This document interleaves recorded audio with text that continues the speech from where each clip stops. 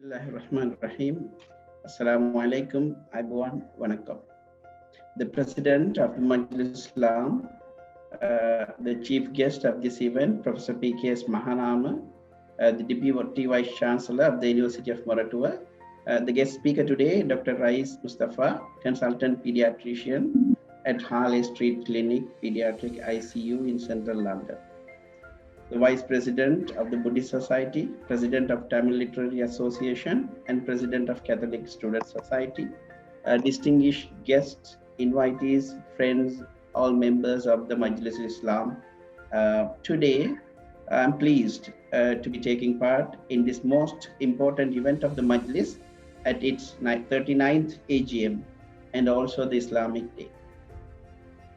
As was mentioned, the Majlis was inaugurated in the early 1970s by the Muslim students with the objective of bringing the Muslim students together and engage them in activities that will help them to develop soft skills, leadership qualities, at the same time to facilitate collectively perform the Muslim students' routine religious activities so that they will become morally fit loyal citizens of the country.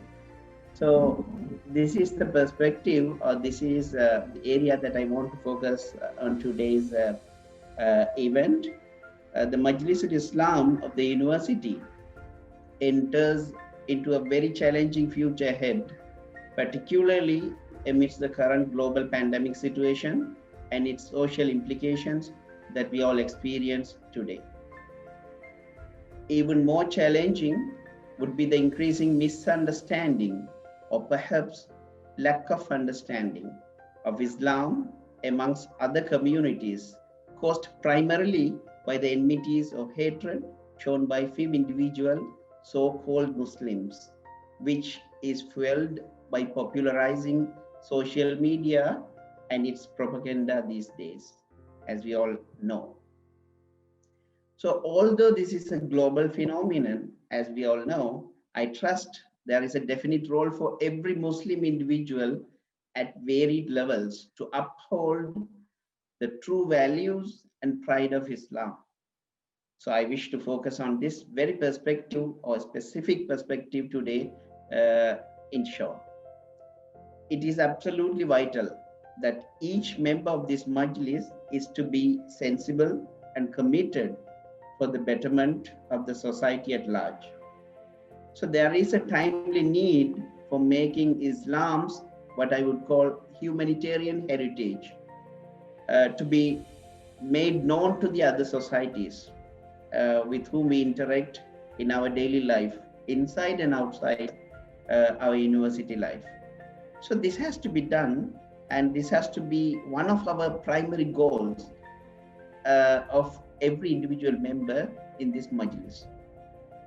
Humanitarian heritage is broadly defined as largely oppositional term to what we so-called radical Islam, as it is commonly known. I would reluctantly use the term radical Islam, although it is quite controversial, but in order to understand what humanitarian heritage, it is important to understand what the meaning of radical Islam. So this is in contrast to the violence, aggression, hatred, and destruction that are commonly associated with what many would call as radical Islam. The rich Islamic humanitarian heritage includes selfless voluntarism, benevolence, altruism, and charitable giving in service to others. So I have no doubt that living up to the fundamental Islamic principles of peace, love, and harmony, and sharing them with others in every single movement as much as possible is the key to set ourselves as role models and to negate such misunderstandings that I mentioned earlier. So this should help inculcating good impressions of Muslims and Islam at large among other university community of multicultural and multi-faith. So this is to convey the real message of Islam, and every member of this Majlis, I feel, are responsible for the same by living as examples. There is a psychological theory construct called contact hypothesis. Some of you might know. In 1950s, it was proposed by Gordon Allport, which still holds validity, which suggests that interpersonal contact between groups of differences or between groups of different beliefs or ethnicities or religion and so on, that can reduce prejudice and resolve conflicts and build peace, obviously under certain conditions. So this is that particular theoretical construct or hypothesis is still proven to be true in a very recent research which was carried out in the United States, which intended to study how the United States general public views Muslims and Islams, was done in 2017.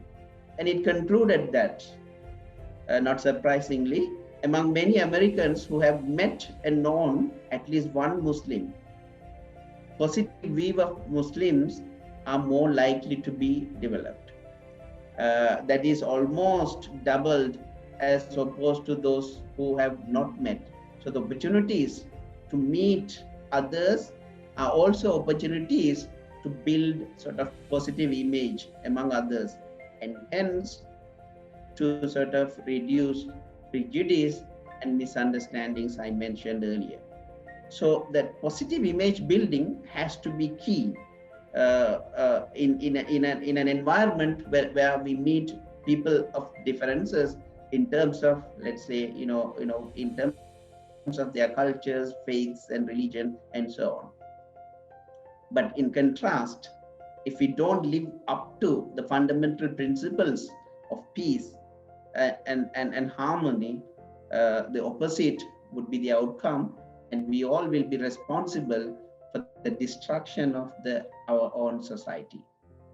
So I wish to quote from Al-Quran as well. Allah says, if Allah had willed, He would have made you a single community.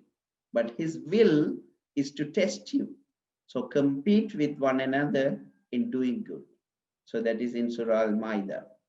So therefore, I feel that learning to live with dignity while respecting the differences and celebrating the diversity is crucial for the success to achieve and strengthen and show the other communities that there is a rich humanitarian culture and heritage in Islam, and hence to overcome the misunderstandings and prejudice.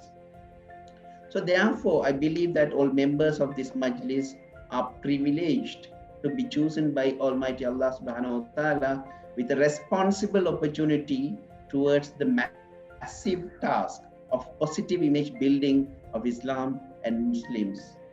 And that is a societal good deed, which is also, I believe, is part of dawah. So having emphasized on our goal of positive image building in short, the message that I wanted to convey in today's meeting or event, let me also take this opportunity to welcome the new students to the University of Moratuwa if they are present here, and congratulate them for gaining admission in the most sought after technical university in Sri Lanka. Let me also thank the outgoing office bearers of the Majlis for the dedication and the hard work they have carried out during their tenure.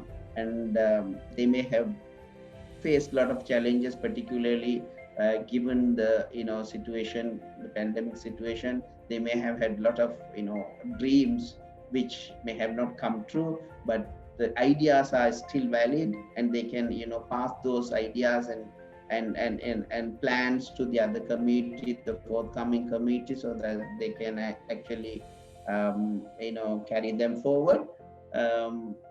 And I also wish to congratulate the new office bearers to be elected for the year 2021 and 22.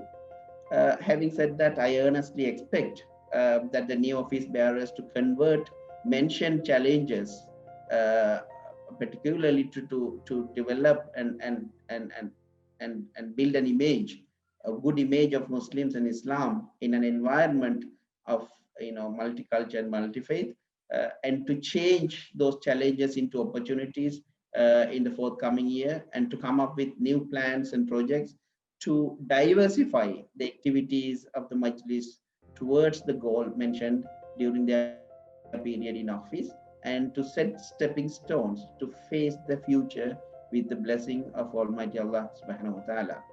So that is my message today. Thank you very much, and Jazakumullah khair.